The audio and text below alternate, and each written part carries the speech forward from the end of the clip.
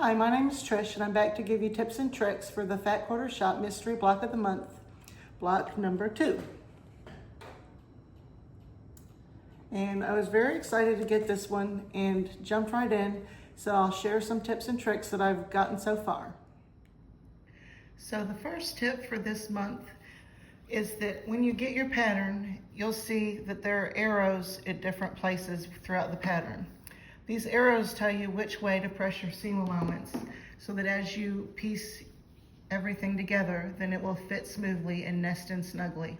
So when I get to the part of the pattern where it says draw a diagonal line along the back of the fabric, I recommend putting the square on point and then drawing the line that way. I just think it makes it easier to be able to get it right down the center. So when you're piecing this quilt together, you definitely need to use a scant 1/4 inch seam. That's where you look where a 1/4 inch would be, and then you do just a little bit less than that. You can see in the left where I did a practice sample of my little 4 patch. When I did a regular 1/4 inch seam, it's too short. So if you do a regular 1/4 inch seam for all your piecing, your final block will end up anywhere from 1/8 to a 1/4 inch too small. So in order to have it turn out the right size, you need to piece your pieces together using the scant 1/4 inch seam, which is where you put it on the 1/4 inch and then you do it just a little bit less. So if you're not sure about what a scant 1/4 inch seam is, then just do a little practice like I did, and then you can use that to figure it out. So as I go to get started sewing my pieces together, first I put my little scrap piece through the sewing machine to have that started to do my chain piecing. Then I have my prepared pieces that I'm going to sew together, and I lay them out on my little cutting ruler how they're going to be pieced together. And then over to the side I have my little pattern just so I can refer back to it if I need to. And then I'm just going to start chain piecing and sewing these things together. I finished chain piecing all the pieces I had ready to sew. My last piece is still in here. I went the 4 spaces past it, my needle's down. And so to continue with the chain piecing, since pretty much all of this block will be chain piecing, I cut my little starter piece off at the beginning, which is now the end, and I just sort of stick it back in there with the needle down. Sew it like I would a piece, go the few more stitches on that one so that I can reach around and cut the piece that I had finished off my beginner, and then my beginner is ready when I come back to sewing again, so I'll still keep on with my chain piecing and don't have to remess with the thread. That saves time and thread. So if you're a beginning quilter and you need to take these chain pieces apart, you know, obviously you just take scissors and you can cut between each of your pieces. But if you're an experienced quilter, I definitely suggest getting one of these fun toys for tearing apart chain pieces, just because it is faster, it is convenient, and most importantly, it is fun. You just put your little pieces between there and they cut right apart, and it's just fun. But like I said, I would not go out and purchase one of these just to do this quilt. It's not necessary. You can always use scissors. But if chain piecing is something you do a lot of, then it is worth the investment. Another tip I like to do for any quilting project is to keep a lint roller next to my sewing machine and ironing board, and to clean as I go. So like as I have these flying geese and I'm getting ready to sew them, you can kind of see if I zoom in that there's, you know, lint and strings and stuff on them. There's not quite as much on this one, but there's a little bit. I think it takes a little bit longer if you clean things as you go, but I also think that it definitely results in a cleaner, neater project, because you don't end up with those things getting sewn into your quilt and then having little bumps or things that show through. So I definitely recommend cleaning as you go. So for this block of the month, it's going to use special units that are called flying geese units, and you're going to assemble them like this. When you make a flying geese unit, you have a back and a front and then a middle, and you're supposed to pull that back and cut that middle out of there, which I've already done. So for my gray pieces, I did all of those correctly how you're supposed to do them. I've always wondered though, what happens if you don't do it? So I decided, you know what, I'm gonna try it this time and see what happens. So for my blue pieces, you can see that when I made them, I left that middle piece in. I did not trim it out like you're supposed to do. And what I found is that when I join them together like this, like you're supposed to do, and you fold it back, it was so bulky and so fat, it just didn't lay right, it didn't look right, it just wasn't right. So I had to unsew them all and go back and undo this, because you need to cut the middle out of the first one and then the middle out of the second one. So I'm gonna go back and do that and cut these middles out of the blues, and then I'll have to go back and re-sew them together and connect the two Flying Geese units back together again. So definitely be sure to cut the middles out as you go, because if you sewed this on first and this on first, you still could trim it, but it would just be a little more difficult. So it is just easier to trim the middle out of the first ones, then sew on the second ones and trim the middle out of those. So now that I'm ready to assemble my Flying Geese units, there's just one thing to keep in mind.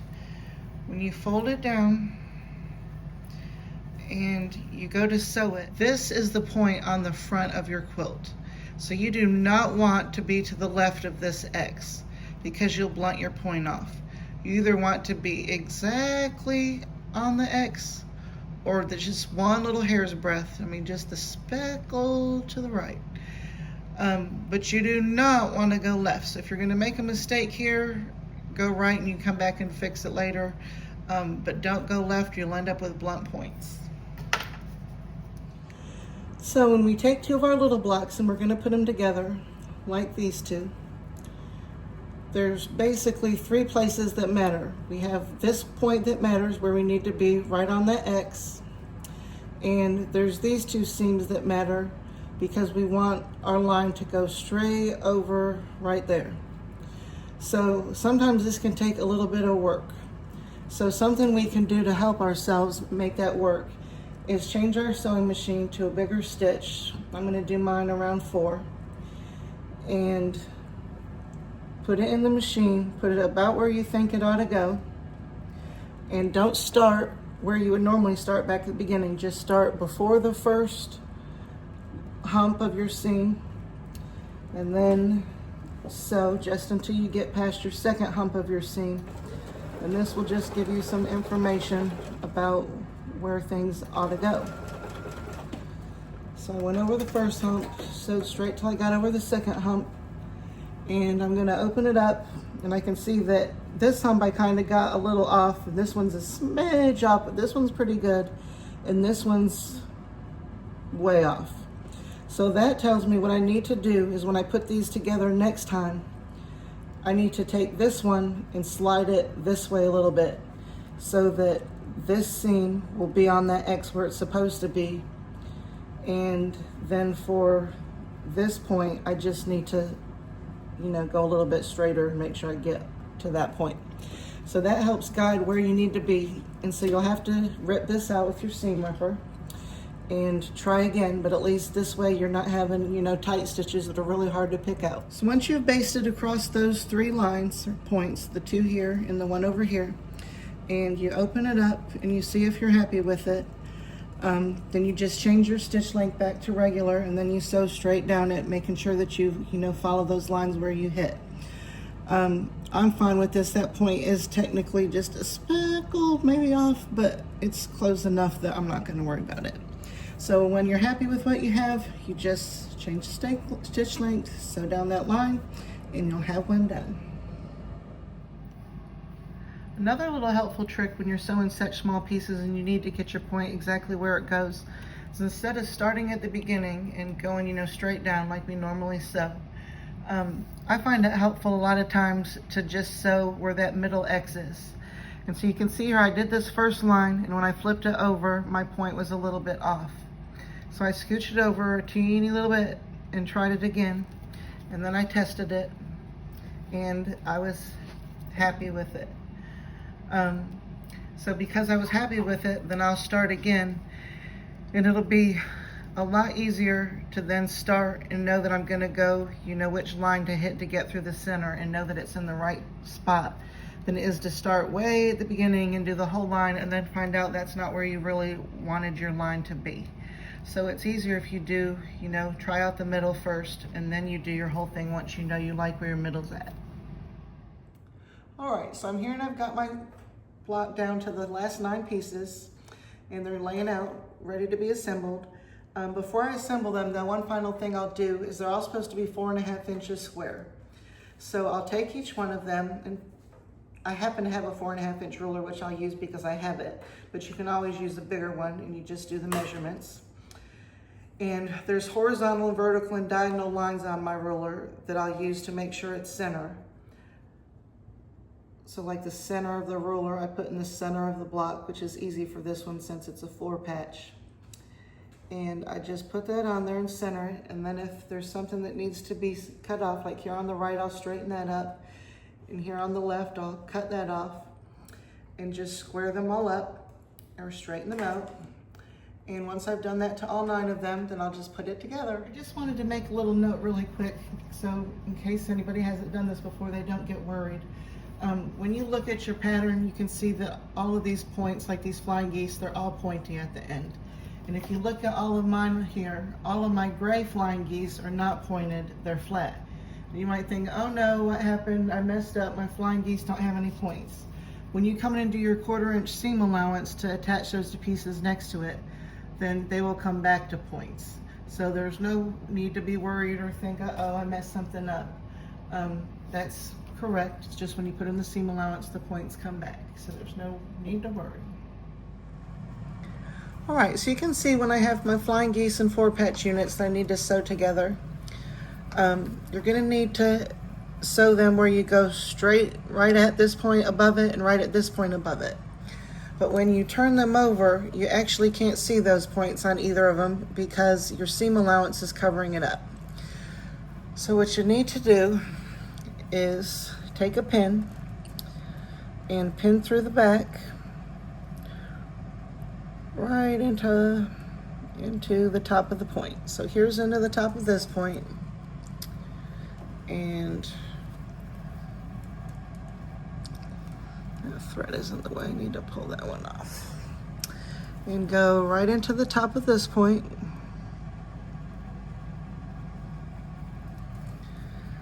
And then get my little clips and clip my ends together so everything stays aligned.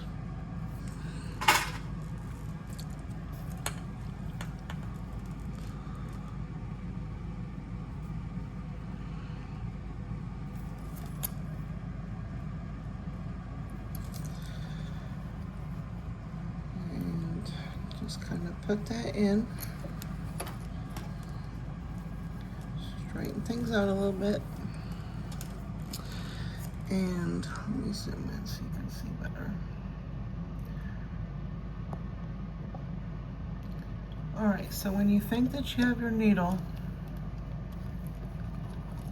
right where you want it,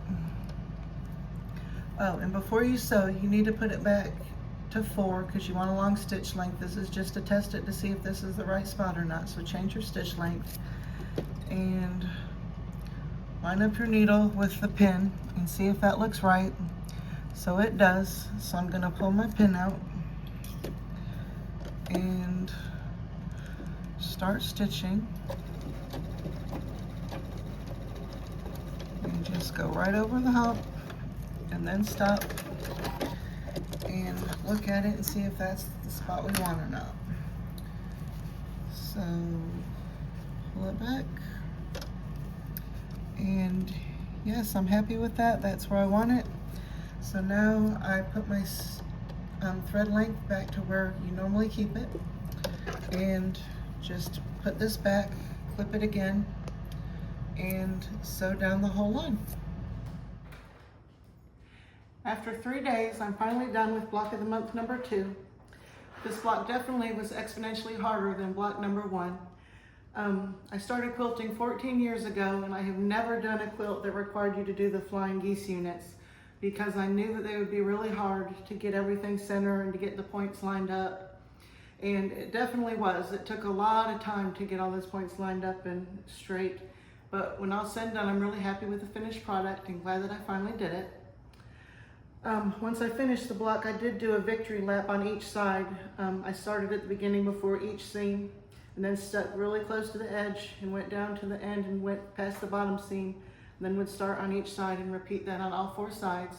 I would definitely recommend that for these blocks since it's going to be a while before they get assembled so they don't start coming apart at the seams like they're prone to do.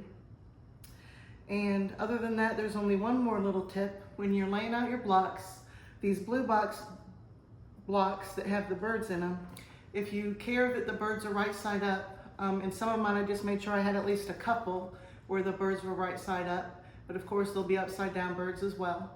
But if you care about having any right side up birds, then just keep that in mind as you're laying out your block. And thank you so much for joining me. I hope you enjoyed it.